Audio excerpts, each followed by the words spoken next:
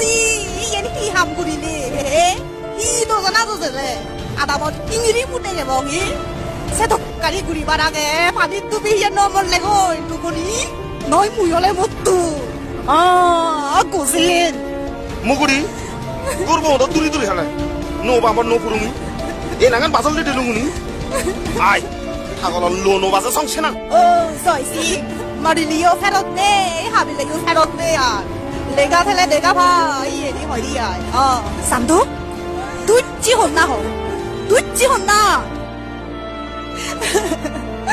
마로 마로 두찌 안 몰마 해만 두바 마 무인밀레 마누 구조네 이 고통마 누아라 몰 바got 뿌리대 노바롱마 이 고통마 우리 매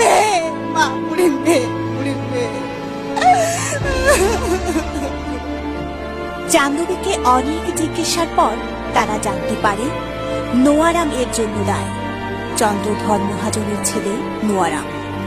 তাদের আগের বসতি সুবলঙ্গে শাখিন গ্রামের মহাজন চন্দ্রধর। জাহ্নবীর মা সিদ্ধান্ত নেয় সে নোয়ারামের বাবার কাছে যাবে। সে তার মেয়ের জন্য নোয়ারামকে তার বাবার কাছে ভিক্ষে চাইবে। তার পরদিনই জাহ্নবীর মা নোয়ারামের বাবার কাছে যায়, কিন্তু নোয়ারামের বাবা চন্দ্রধর নিজের সন্তান নোয়ারামের দ্বারা জাহ্নবীর গর্ভবতী হওয়ার কথা বিশ্বাস করে না এবং কোনোভাবেই সে এই সম্পর্কটিকে মেনে নেয় না। নোয়ারাম সম্পূর্ণ ব্যাপারটি অস্বীকার করে। অপমানিত হয়ে জাহ্নবীর মা ফুলরিজি ফিরে আসে।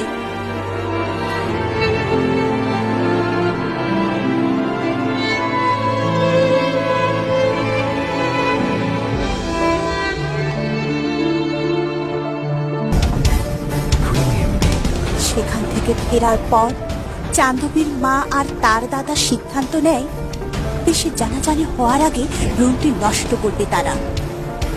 তার দাদা বলে, সান্দো পরান গুরুবো সুদগর অনজনে হবন নবে বাক আমি কম জায়গা কম মাইনলে তোরা বদিব দাদা মরে গুরুবো মই সুদো করি ন পারি এ গুরুবো মর ভাব নয় এ গুরুবো মর হইত পানা তুমি মরে মাপ করি দু দাদা তারে হেতে মই সুদো করি নে তারে তুই তো মর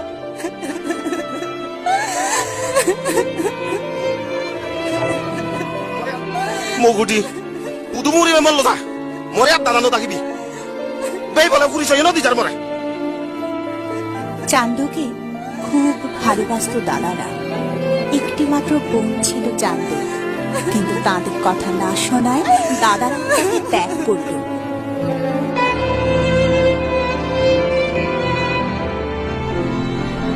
এর কদিন পর চাঁদুরি নোয়ারামের গ্রামের কারবারির দ্বারে দ্বারস্থ হয়, কিন্তু প্রতাপশালী নোয়ারামের বাবার বিরুদ্ধে যাওয়ার ক্ষমতা কারবারের ছিল না। Sana busit kilanya Tokan sekarang saya tuh hancur sekarang. সমাজের ছি ছি রি রি তাতেও হার মানে না চান্দবী। তবুও বিচারের জন্য থেকেছেন অবিচল। বাচ্চা পেটে নিয়ে বিচারের ধর্ণা দিতে গিয়ে দিনের পর দিন অভুক্ত থাকতে হয়েছে তাকে। মাইলের পর মাইল পথ হাঁটতে হয়েছে একা। তাতেও হার মানে না চান্দবী। চান্দবী মনে মনে সিদ্ধান্ত নিয়ে ফেলে সে এর শেষ দেখে ছাড়বে।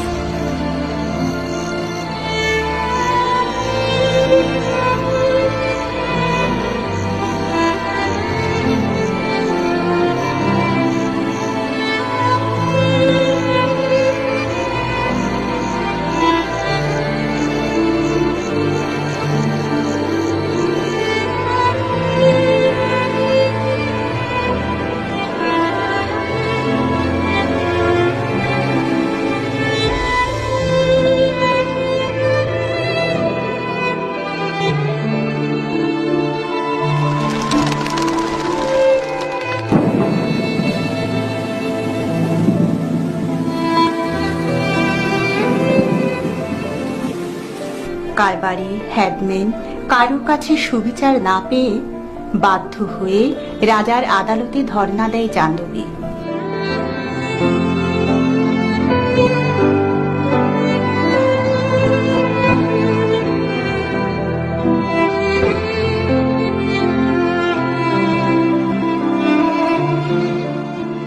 কিন্তু সেখানেও সুবিচার হয় না তার। কোনো এক সময় রাজার সাথে দেখা না করার বোকামির জন্য চরম মূল্য দিতে হয় তাকে। রাজবাড়িতে সুবিচার নয়, পায় তিরস্কার। অপমানিত হয়ে রাজ আদালত থেকে ফিরতে হয় তাকে। ফেরার পথে প্রসব বেদনা শুরু হয় চান্দবীর। বাচ্চা প্রসব করার জন্য কোথাও জায়গা হয় না তার।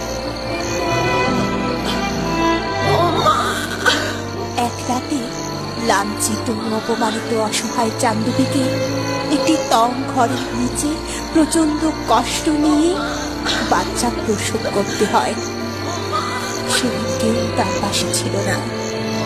চান্দু যখন প্রসব বেদনায় গগন বিদারী চিৎকার করছিল, নিষ্ঠুর সমাজে কেউ এড়িয়ে যায়নি, কেউ গিয়ে দেখেনি মেয়েটি কত অমানসিক কষ্ট পাচ্ছিল। কি হৃদয় বিদারক করুণ শাস্তি! নোয়ারামকে নিঃস্বার্থভাবে ভালোবাসার পরিণামে কি নিদারুণ নিষ্ঠুর পুরস্কার! প্রসব বেদনায় যখন সে প্রচন্ড কষ্ট পাচ্ছিল, নোয়ারামের মুখটি ভেসে ওঠে তার চোখে।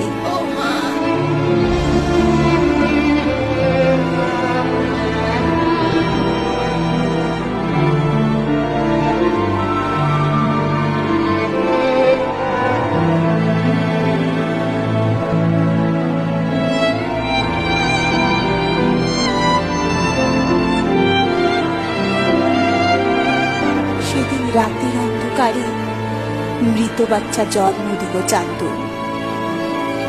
সে ভোর হতে দেখল কি অপূর্ব সুন্দর দেব শিশুর মতো একটি কন্যা সন্তান জন্ম দিয়েছে সে। প্রাণহীন নিজের সন্তানকে দেখে চান্দু বলেছিল, মুড়ি জেনে বাজি গেলে জি লগে আনি নে লগে নেজেলে ফি বাজি থেদে লগে থিলুম নিত্য হদৌ সাপ মানে জাদত মিলেও নেই জনম লনা পা।